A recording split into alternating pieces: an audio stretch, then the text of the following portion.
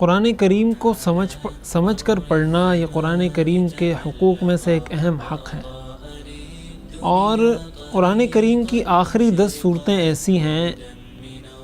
جو ہر مسلمان نے پڑھنی ہوتی ہیں۔ یعنی نماز میں تو ہم نے قرآن پڑھنا ہے، اس کے بغیر تو کوئی چارہ نہیں۔ تو اب جب نماز میں قرآن کریم کا پڑھنا لازم ہے، ضروری ہے، تو عموماً جو حافظ نہیں ہوتے، جنہوں نے قرآن بہت زیادہ نہیں پڑھا ہوتا، تو وہ یہ آخری 10 صورتیں یاد کر لیتے ہیں، انہی صورتوں کو وہ دہراتے رہتے ہیں۔ تو اگر ایسا کر لیا جائے کہ ان 10 صورتوں کا ترجمہ اور تفسیر پڑھ لی جائے اور اس کو اچھے طریقے سے سمجھ لیا جائے اور یہ سیکھ لیا جائے کہ ان صورتوں سے ہمیں کیا درس ملتا ہے، ہم اپنی زندگی میں ان صورتوں کو پڑھ کر سمجھ کر کیا تبدیلی کس موقع پر کیسے لا سکتے ہیں،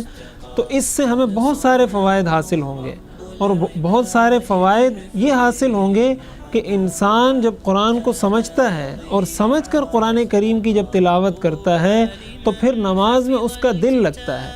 اس کا دل اللہ تعالیٰ کی طرف متوجہ ہوتا ہے۔ اور ظاہر ہے کہ ایک طرف وہ انسان جو نماز پڑھ رہا ہے لیکن اسے یہ نہیں پڑھ رہا کہ سورہ فاتحہ میں اللہ تعالیٰ کی طرف سے مجھے کیا پیغام دیا جا رہا ہے، اسے یہ نہیں پتہ کہ میں جو آخری سورت پڑھ رہا ہوں، میں سورۃ الفیل پڑھ رہا ہوں یا سورۃ الکوثر پڑھ رہا ہوں یا یہ سورت پڑھ رہا ہوں، اس میں اللہ تعالیٰ کی طرف سے مجھے کیا میسج اور کیا پیغام دیا جا رہا ہے۔ تو ان دونوں انسانوں میں بہت بنیادی فرق ہوتا ہے۔ یہی وجہ ہے کہ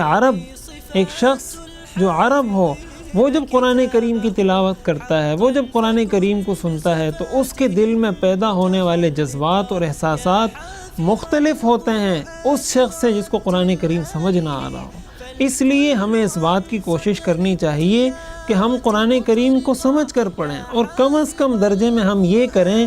کہ یہ جو آخری 10 صورتیں ہیں اور 7 سورہ فاتحہ ہے، جس سے ہمیں بار بار واسطہ پڑتا ہے، بار بار ہر نماز میں ہم نے پڑھنی ہوتی ہیں، کم از کم اگر یہ 10 صورتیں بھی ہم اچھے طریقے سے سیکھ لیں، سمجھ لیں، اس سے حاصل ہونے والے دروس کو اپنے دل میں بٹھا کر اور اپنی عملی زندگی میں ڈھال لیں، تو ہمیں اپنی زندگی میں حقیقی انقلاب محسوس ہوگا، اور ہمیں اپنی زندگی میں حقیقی خوشحالی اور حقیقی سکون اللہ تعالیٰ عطا فرما دیں گے۔ اللہ تعالیٰ ہمیں عمل کی توفیق عطا فرمائے۔ حول الكتاب شتاتنا حتى نزيل تناحرا وتفرقا ولتجعليه محكما في أمرنا